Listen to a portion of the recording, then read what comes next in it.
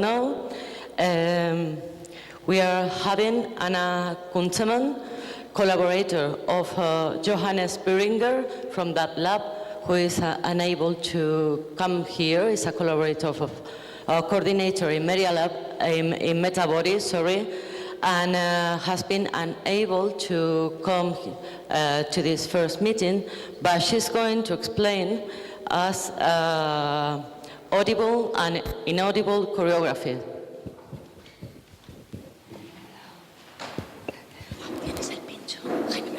Sí, pero casi utilizo mi ordenador. Sí.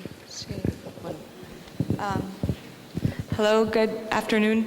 My name is Anna Kuntzelman, and I'm here on behalf of Johannes Birringer, and I know many of you are very disappointed because he has not been able to come.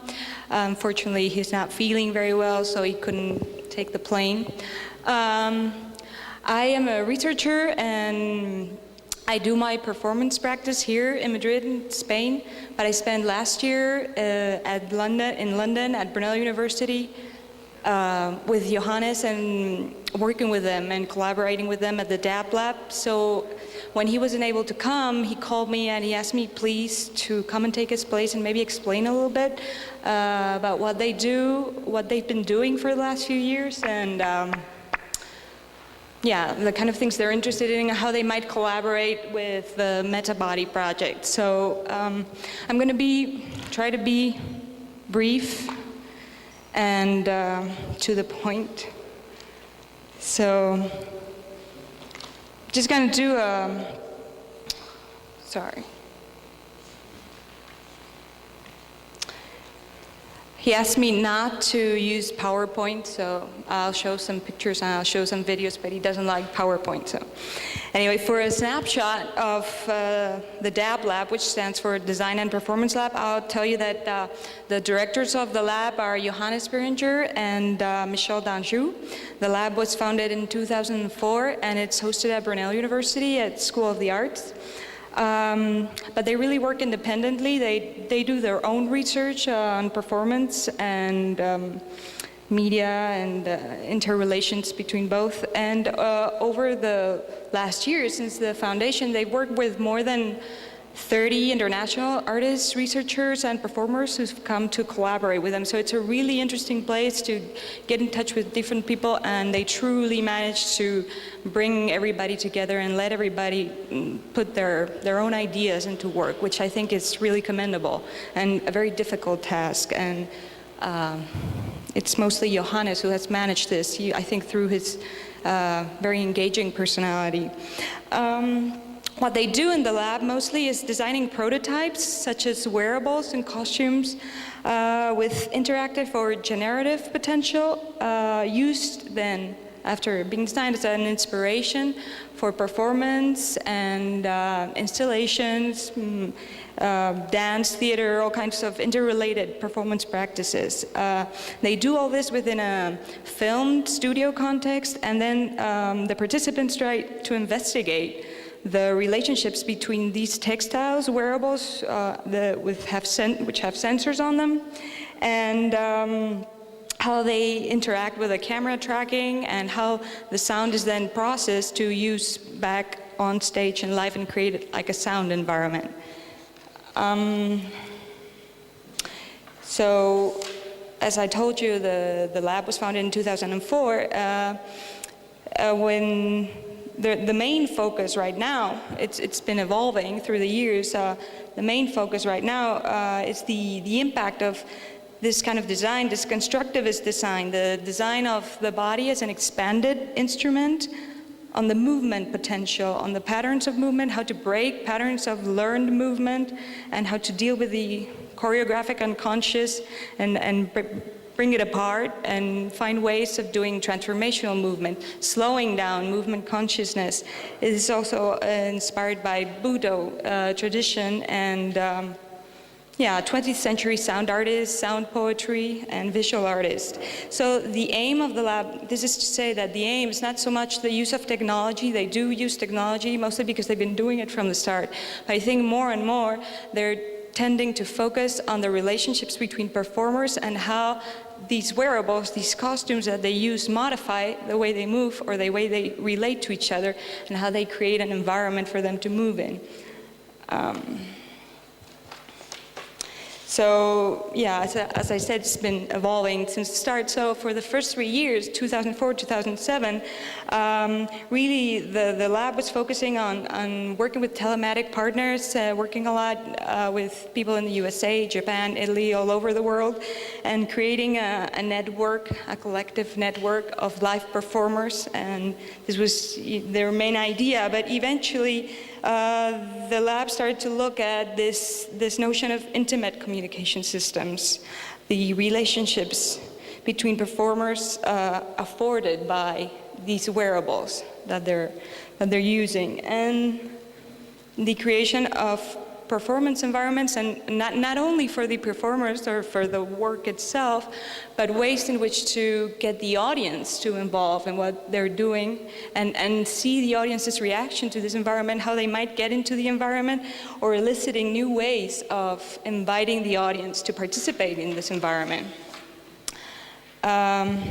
If any of you have seen some of their works, they work really close to the audience, so they really get to experience the movement of the dancer and how the sound is coming out, the sensors are working, the whole mechanism that creates this environment is put together. And so after this change in their focus, the lab starts adopting new insights into the paradigm of interactivity, and I think this is something very important for Johannes, because he stresses it a lot, and he's told me about it several times, how he feels they've become very, very cautious about the meaning and effect of computational interactivity. I'm sure you will get to hear it from him, and he'll expand on this idea along these 5 years, but I think he is a little bit weary of the digital technology, and particularly visual response, and he's looking for something else. He's focusing on the bodies, the performers, and breaking the rules of movement, looking a lot into analog instruments and going back to seeing how they work and how he might relate to that. So, yeah. The idea, I guess, is going back to a very basic notion of how you wear a costume, which is similar to an instrument, and how the shape, the functions, and the form of this costume forces you or enables you or hinders your movement and makes you find other ways of movement that you might not have thought about. So once they got into this type of work, I guess one of the first installations they did was a film adaptation of a Japanese film called Suna no Ona. This was in 2007. I think they showed it at Laban Center in London, and this gave way to a further investigation with Japanese artists and Buto dance masters that really kind of aligned various interests that they were starting to look at. And this gave way to ukiyo. And ukiyo is another dance installation. This time I think they showed it at Sadler Wells in 2010. And here they already started going back to this notion of the organic. How might they bring back the organic into this environment? So they started playing a little bit with the designs, and I think Michel Danjou designed this costume made of ginkgo leaves that they had collected in Japan, and they brought them back to London, and then they had accelerometers sewn into the suit. And I'm not sure how the sensor was working and what the signal was, but anyway, they managed to get this electrical sign, the sensor working with the organic ginkgo leaf suit, and I think they were very happy with the result. I'll show some pictures now, maybe.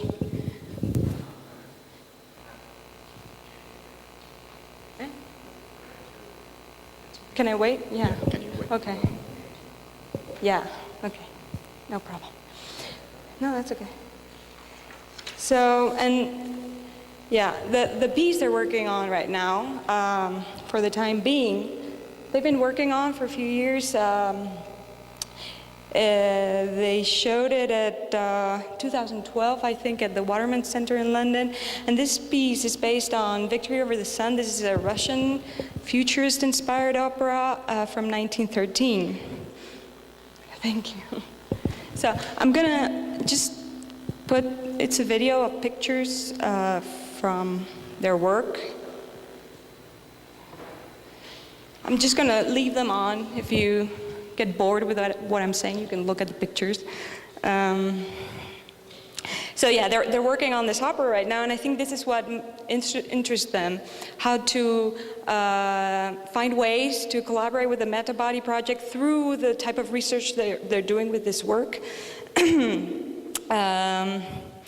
This work was already, when it happened in 1913, a collaborative project. The libretto was written in Psalm language by Krushonik. The music, which I think has been lost almost in its entirety, was written by Matthewson. The prologue was written by Klevnikov, and the stage design was done by Malevich. So it was a lot of people coming together. The DAP-Lab's approach, premiered at the Waterman Center, and I think they define the way they've taken this original scores, sketches, etc., as a choreosonic performance, and what they are very particularly interested in from the original material is, I guess, the non-rational dimensions of the poetry that came from the libretto.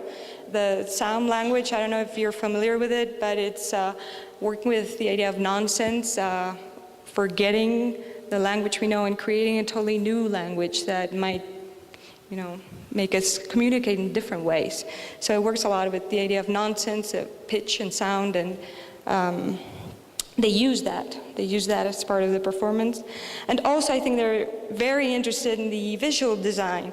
Visual design that's very abstract, and that makes it almost impossible to apply categories of role or character to the performers. Johannes sent me an excerpt from Malevich's letter to Matthewson at the time they were doing this project. I think maybe it helps clarify what they were thinking while they were doing this. He said, and I quote, "We have come as far as the rejection of reason, because another reason has grown in us, which can be called beyond reason, and which also has a law, a construction, and sense."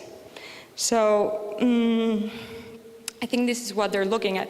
And visually, and for the design of the staging, they're working with the idea that the writer of the libretto had already at that time of recasting the whole opera as an electromechanical show, which they've never done. Nobody has done it, but there are a lot of sketches and architectural designs of how the stage might look like, how the characters might look like, what they may wear. So I think Michel Danjou, who is in charge of the design of the wearables, has taken those sketches to design the kind of clothes they're wearing. This is the leaf, with the accelerometer sewn onto them, by the way. So this is what they're implementing in their rehearsals. They're using the idea of abstraction and geometrical forms as costumes, so they use the red and the white squares physically on the performers they made, and I think maybe it's also on the pictures, a Tadlin Tower headpiece with sensors on it, and they come through the performer and the speakers come out of her body. It's a very cumbersome piece to use, and it really makes her slow down and kind of move in a very particular way. And in general, just 3D models that they wear and that are used as sounding devices, but also as projection screens. So they kind of, work revolvingly like that. So through the use of all these elements for this piece, for the time being, I think they're trying to create a sort of spatial temporal machinery that, in conjunction with the physical gestures that are generated, manage to bring together contemporary sound and sound arts and dance with this visionary Russian futurist idea. So in the words of Johannes, I'm quoting something he sent to me. He talks about, for the time being, as an intimate temporal work which looks at our precarious existence in a world filled with outworn cliches of revolution and standardized gestures. So I'm going to finish with a few ideas of, I've been discussing with Johannes after attending the meetings, telling him what I was listening to and the ideas that were coming up. So a few ways in which he plans to collaborate with the project and things that he thinks might be coming together in some way. So of course they're willing to share their expertise in performance design and audible choreography and scenography.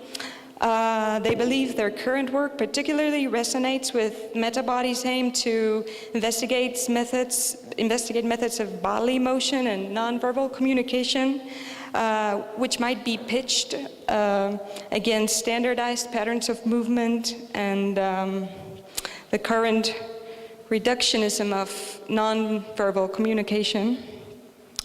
Also, they believe that this historical reference to past movements of radical abstraction can be very significant in developing and sustaining a diversity of embodied expression, keeping eyes open towards the past and thinking how we can look upon that from the present.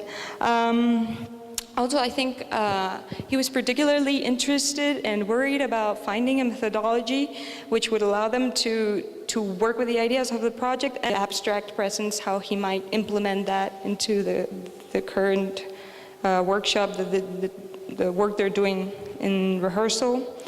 And of course, contributing with writing and philosophy of the project, formulating a critique of the present ontology, epistemology, of technocultural paradigms, of existing technocultural paradigms.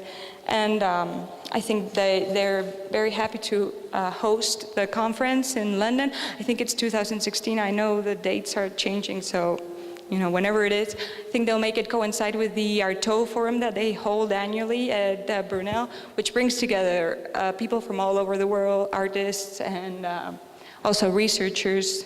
I was there this year, and it's a really good opportunity. It goes on for a weekend. So I'm going to finish there. I don't want to go on much longer, but I am going to show you a few seconds of the video for the time being, which is what they're working on right now. You might get a better idea of what they're doing.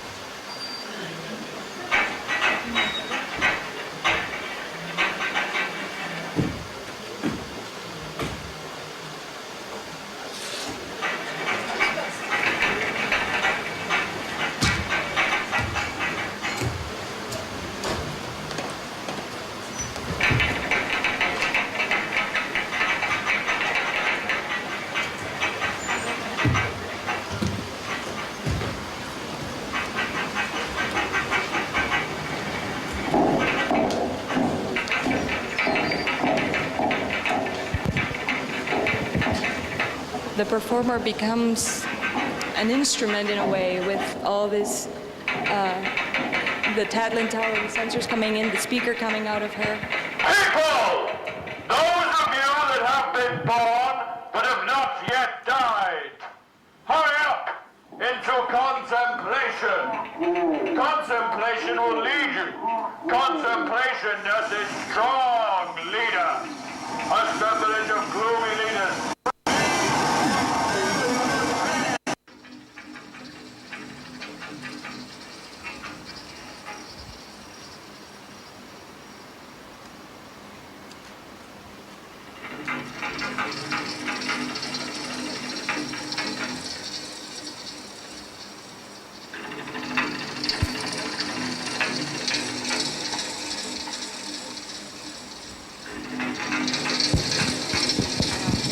From their costumes they were.